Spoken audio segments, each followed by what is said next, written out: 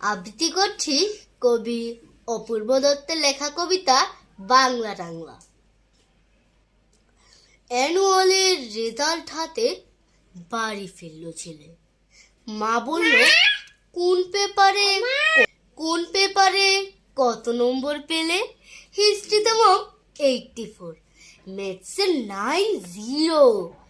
মা বলল, fantastic, just like a hero. সায়েন্সের rate not so fair, only 69। ইংলিশে তো 92, অল টুগেদার ফাইন। জিওগ্রাফির পেপারে তো 100 ডুবিয়ে দিল বেঙ্গলিটাই, ভেরি পুয়ার গ্রেড। ছেলের মাথায় হাত রেখে মা ঠোঁট বাঁকিয়ে বলে, নেভার মাইন্ড, বেঙ্গলিটা না শিখলেও চলে।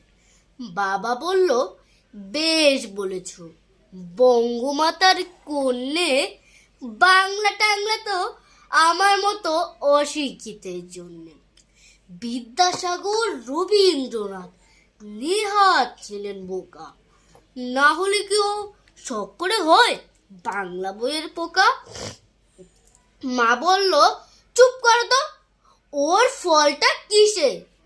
স্কুলে কেন বেঙ্গলিটা পড়ায় না ইংলিশে? ধন্যবাদ।